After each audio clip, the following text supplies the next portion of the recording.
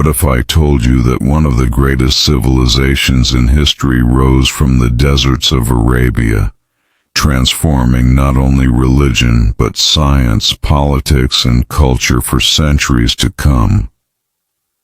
This isn't just about faith, it's about power, discovery, and the rise of an empire that would shock the world. It all started in the 6th century, in the city of Makkah. At that time, Arabia was a land of tribes, rivalries, and endless conflicts. Most people worshipped idols, and the society was deeply divided by wealth and power. But in the middle of this world, a child was born in the year 570, Muhammad ibn Abdullah. He grew up as an orphan, facing hardship from a young age, yet his honesty and trustworthiness earned him the title Al-Amin, meaning the trustworthy. People respected him even before his mission began. And at the age of 40, something happened that would forever change the course of history. At age 40, Muhammad retreated to the cave of Hira, seeking peace from the chaos of society. One night he received the first revelation through the angel Jibreel. The words were powerful. "Read in the name of your Lord." This marked the birth of Islam.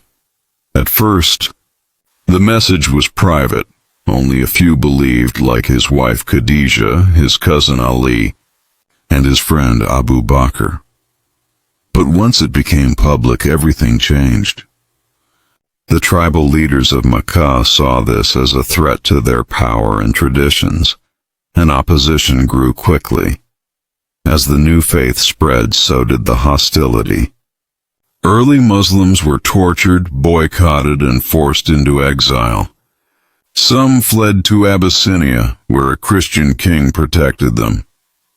Meanwhile, Muhammad and his followers in Makkah faced relentless pressure. But instead of breaking, their faith only grew stronger. This struggle planted the seeds of resilience that would define Islamic history. And soon, a turning point arrived. In 1622, after years of hardship, Muhammad and his followers migrated to the city of Yathrib, later known as Medina.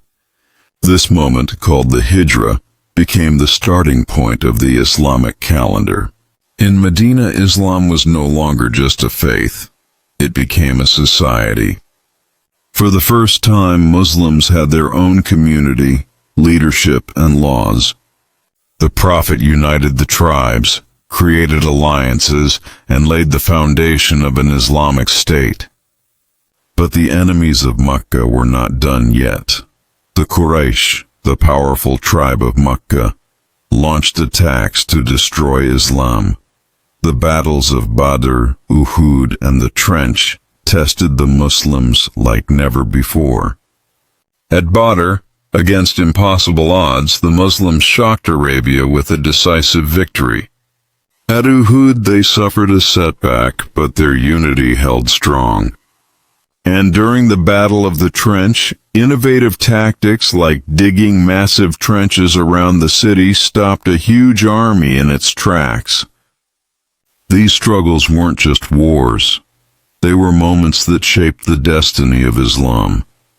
After years of conflict, a peace treaty was signed with the Quraysh. But when they broke it, Muhammad led a peaceful march of thousands back to Makkah.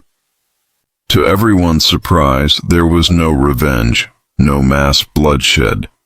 Instead, he forgave his enemies, cleansed the Kaaba of idols, and declared Makkah the spiritual heart of Islam.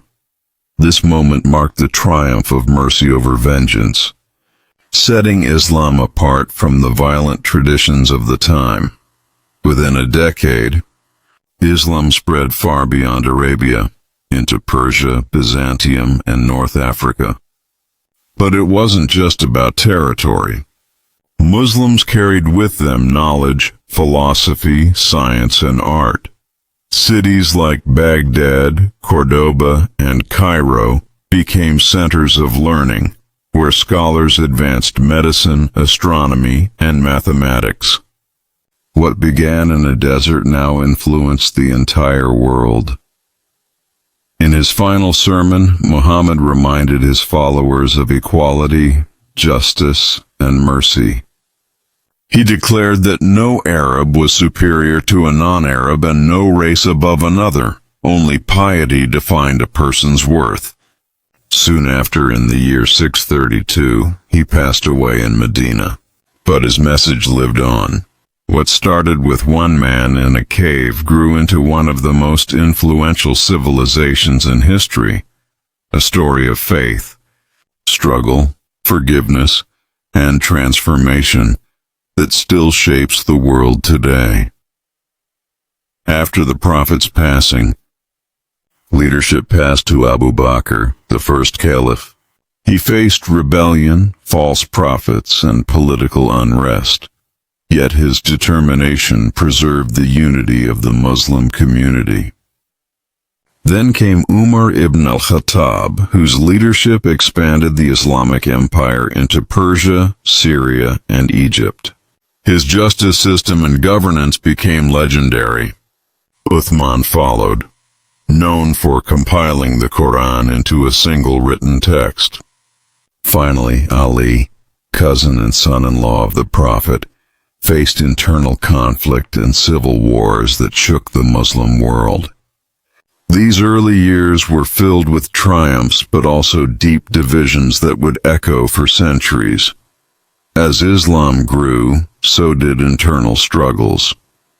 The assassination of Uthman and the leadership of Ali sparked the first major civil war among Muslims. Battles like Siffin and the tragic event of Karbala revealed painful divisions within the community. Out of these conflicts, different schools of thought and sects began to emerge. While tragic, these events shaped Islamic history by influencing politics, theology, and the way Muslims saw leadership. The unity of the early years gave way to a more complex and divided world. Despite political divisions, the next centuries brought an explosion of knowledge and culture. Under the Abbasid Caliphate, Baghdad became the heart of a golden age. Scholars translated Greek works, invented algebra, mapped the stars, and advanced medicine. Libraries and universities flourished while Europe was still in its dark ages. Figures like Al-Khwarizmi, Ibn Sina, and al-Biruni pushed human knowledge forward. Islamic architecture, calligraphy, and literature reached heights that inspired civilizations across the globe.